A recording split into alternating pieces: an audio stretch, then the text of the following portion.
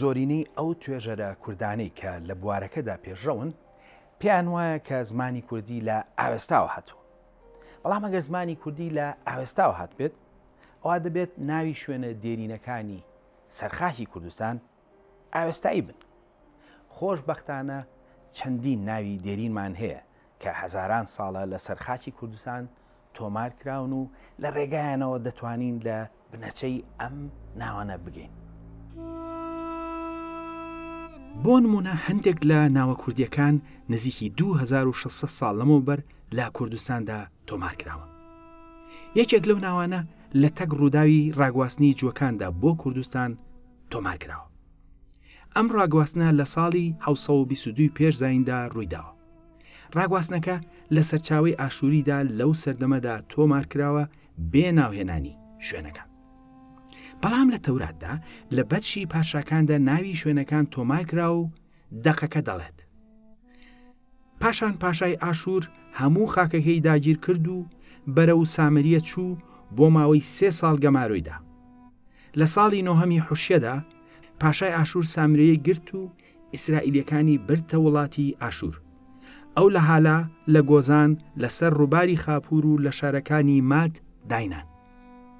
واتە نزیکی 2600 ساڵ لەمەوبەر کە مێژووی تۆماری تەوراتە ناوی ناوچەیەکی کوردی بە ناوی گۆزان تۆمار کراوە. بەڵام ئەو گۆزانی کە تەورات ئاماژەی پێ دەکات کام ناوە و ئایا ناوێکی کوردیە؟ ناوی گۆزان لەلایەن ڕابایەکی جوو یەکلا دەکرێتەوە. ڕابای داود لە پێش ساڵی 1832 دێتە شوێنی جیاوازی کوردستان و قسەی زۆر لەسەر جۆکان دەکات. ئەو ئاماژە بە شوێنەکانی ناو تەورات دانە بەدانە دەکات و دووپاتی دەکاتەوە کە گۆزان هەر زۆزانە و دەکەوێتە باکووری کوردستانەوە. ڕابای داود ئەو ڕاستیانە دووپات دەکاتەوە و خۆی بەو شوێنانەتا دەڕوات، بەڵام ناچێتە زۆزان. دەڵێت چەند ڕۆژێک لەو شوێنەی ئەوە دوورە و کورد وەک شوێنی لە وەرگەی هاوین ڕوو دەکەنە زۆزان و دەژڵێت لە نزیک چیای ئەراراتە. ئەمڕۆ چیای ئەرارات لەلایەن کوردەوە بە چیای ئاگرین ناو دەهێنرێت. ئیبن ئەسیریش نزیکی 800 ساڵ لەمەوبەر هەندێک زانیاری لەسەر ناوچەی زۆزان دەدات کە ئەو ڕاستیە دووپات دەکاتەوە و دەڵێت. زۆزان ناوچەیەکی فراوانە لە ڕۆژهەڵاتی دیجلە لە دوورگەی ئیبن عومەرەوە و یەکەم سنووری نزیکی 2 ڕۆژە لە مووسڵەوە تا سنووری یەکەمی ئەخلات و سنوورەکەی لە ئازربایجان کۆتایی دێت تا سەرەتای سەلماس و چەندین قەڵای بەهێز لە خۆ دەگرێت کە هەمویان هی کوردانی بەشنەوی و بەختین. جگەلەوە ناوەکە لەلایەن کەساتیهی کریسیانەوە نزیکی 2000 ساڵ لەمەوبەر تۆماری هەیە. مارماری کە لە ئاماژە بە ئێزیدیەکاندا کە ویستوێتی بیان کات بە کریسیان ئاماژە بە ناوچەی داسن و زۆزان دەکات. کەواتە ناوەکە لە تەوراتدا بەهەڵە کراوەتە گۆزان و ئەو کاتەش هەر زۆزان بووە. هەر لەبەر ئەوەشە نزیکی 2000 ساڵ لەمەوبەر لە سەرچاوی کریسیانیدا بە زۆزان ناوی هاتووە.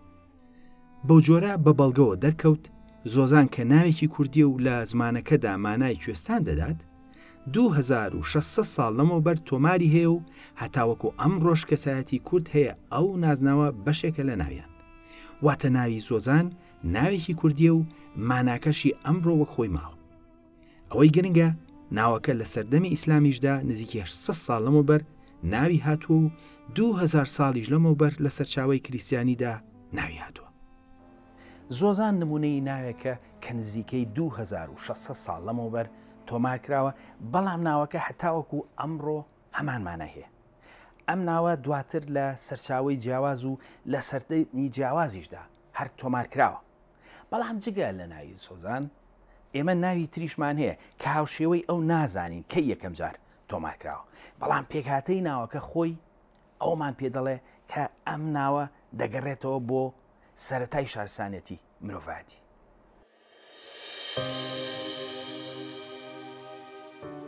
با سەیری چیای بکەین لە کرماشان. چیای شاماران. ئەم چیایە ناوەکەی لە 3 بەش پێکاتووە: شا، مار لەگەڵ ئان. وشەی شا لە کوردیدا مانای پادشا، شاژن، مەزن دەدات و مار گیاندارێکی ناسراوە و ئان پاشگری کۆیە. ناوەکە مانای شاژنی ماران دەدات. نزیکترین کۆنترین وشە لە وشەی شای کوردی بریتیە لە وشەی هیتی هاشووی زمانی هیتی. وشەی مار سۆمەریە و لەو زمانەدا بە شێوەی مر گۆکراوە. پاشگیری ئان لە زمانی سۆمەریدا بە شێوەی ئێنێ و مادیدا وەک ئانی کوردی هەیە.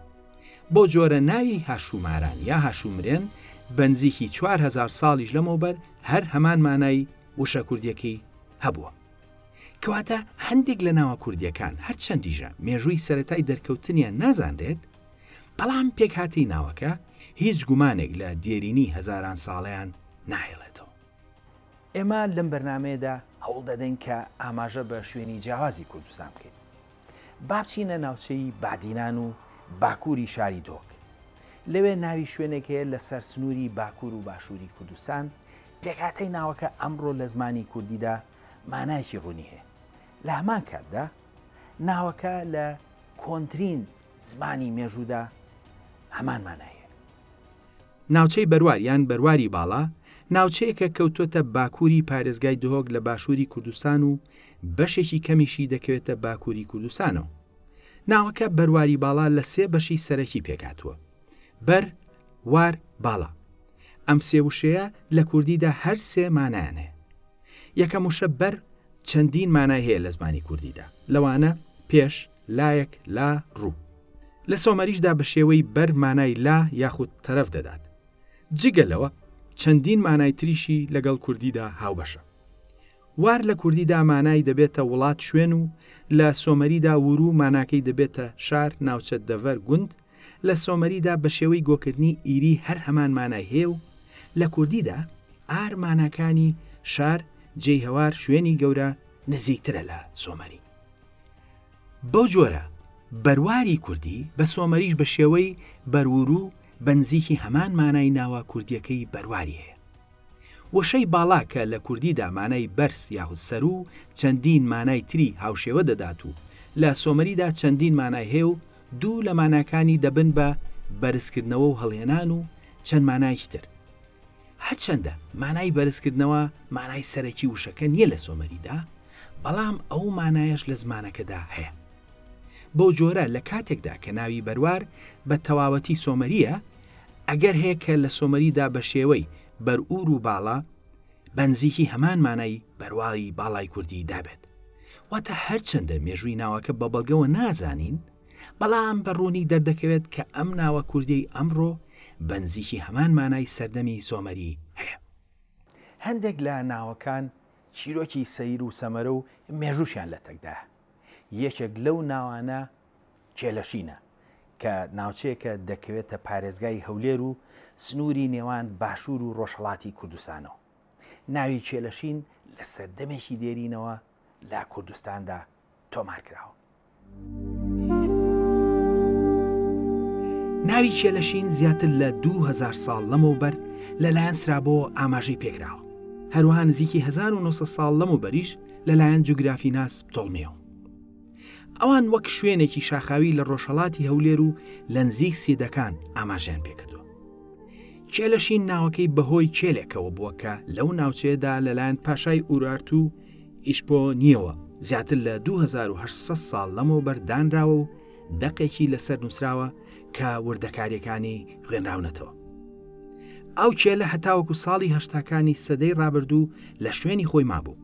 دواتر لە هەشتاکان و لە کاتی جەنگی ئێران و عێراقدا سەربازی سوپای ئێران بردیان بۆ ئەوێ و ئێستاکە لە مۆزەخانەی شاری ورمێ لە ڕۆژهەڵاتی کوردستان دانراوە. پێشتر چەندین گەڕۆکی ئەوروپی کە هاتوونەتە ناوچەکە ئاماژەیان پێکردووە و چەند وێنەیەکیشیان گرتووە.